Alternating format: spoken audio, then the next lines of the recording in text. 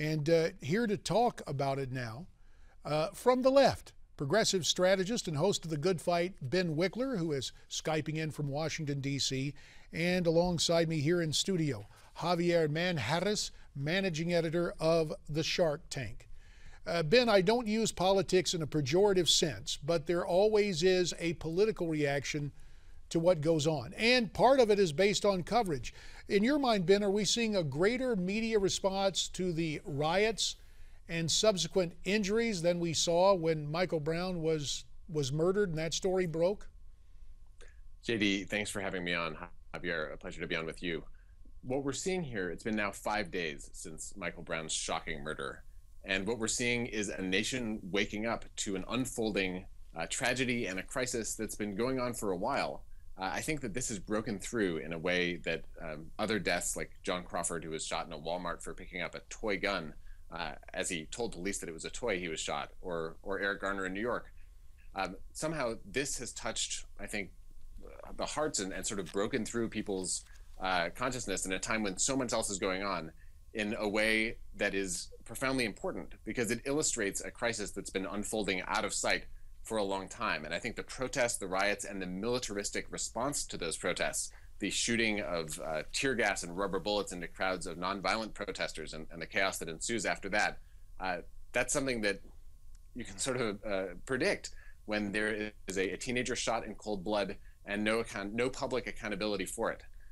This is something that we need to address, and it goes beyond what's happening in Ferguson right now. It goes on to the question of whether police's mission is to protect and serve everyone, and whether, as a society, we believe that we're all one community that deserves protection, or whether there's an armed standoff in the middle of our country. Javier, two other aspects of this case stand out in my mind. The scenes of the looters going into different businesses, destroying those businesses, scarcely seem to be a response to social justice. You have the police, and we heard Ben talked about protect and serve everyone. Police trying to deal with that, but at the same time, police not making public the name of the officer who was involved in this shooting. Can the cops make a legitimate defense of not releasing that name, or does this add fuel to the fire? Well, absolutely. Look at what these protesters are like. These weren't peaceful protesters. You said there are how many police officers injured? Someone was hit with a brick. Well, what if they found out where this guy lived? What are they going to do then? You don't think they'd visit their home? Look, I hate it. We're tired of hearing the left saying, poor black teenager. What about the poor brown teenager, the poor Asian teenager, poor white teenager? Case in point, several months back, I believe maybe like 6 months ago, a teenager was shot and killed in Boca Raton, Florida. He was white. Okay, what about him? Where was the outrage then? What about the outrage when there's black on white or black on black or black on brown crime? You know, you can't win here. It's to lose-lose. And the funny thing is, I don't know if you've noticed, but the minute the black community's resident racist Reverend Al Sharpton sticks his big fat head in the mix, you're going to have these issues. He is the poster child of racism. He doesn't have to even open his mouth. All he has to do is show up, and he exemplifies what racism is, and the race card is going to always be on the card with him. And of course, Al Sharpton, a one-time presidential candidate. Speaking of our president now, President Obama did issue a statement following the death of Michael Brown. We have it for you now. Reading in part, the death of Michael Brown is heartbreaking. Michelle and I send our deepest condolences to his family and his community at this very difficult time. We should comfort each other and talk with one another in a way that heals, not in a way that wounds. When we have that kind of response, Ben, it's certainly in stark contrast to what we heard from the president in the wake of the Trayvon Martin shooting, when he said at a gathering, if I had a son, he would look like Trayvon. Well, it's certainly true that if Barack Obama had a son, he would also look something like Michael Brown.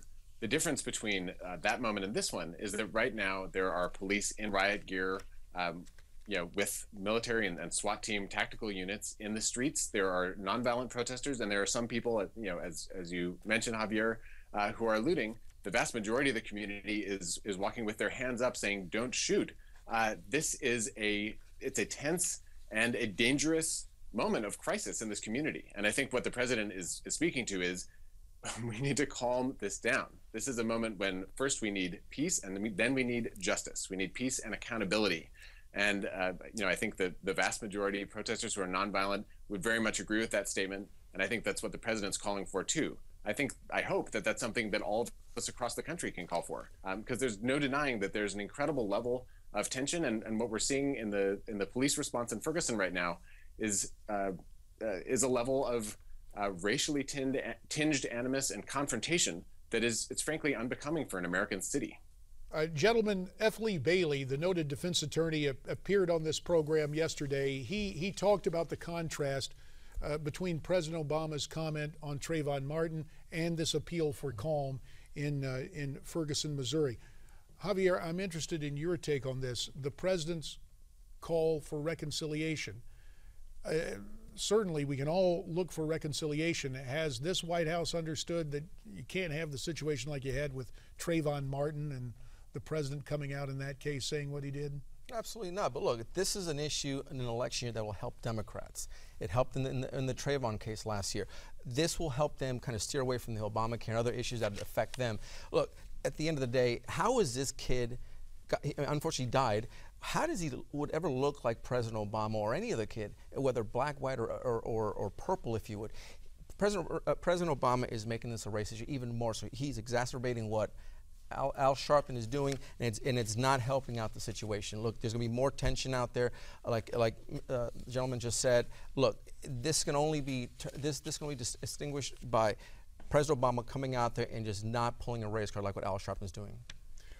Congressman Steve King appeared with me earlier today on America's Forum, and though he represents a district in Iowa, obviously he's a member of the Judiciary Committee. He heard the Congressional Black Caucus calling for a launch of an investigation into racial profiling. Here's what Congressman Steve King had to say. We need a lot more, and we need a lot less of people like Al Sharpton, who, regardless of what he seems to say, he seems to foment anger and violence. We need more Martin Luther King. So you hear that from Congressman Steve King, calling we need more Martin Luther Kings. In your opinion, Ben Wickler, does Al Sharpton add to the debate, or does he add fuel to the fire, so to speak? Well, we heard Al Sharpton's clip earlier, and Steve King said whatever it is that he seems to say, he seems to foment disagreement.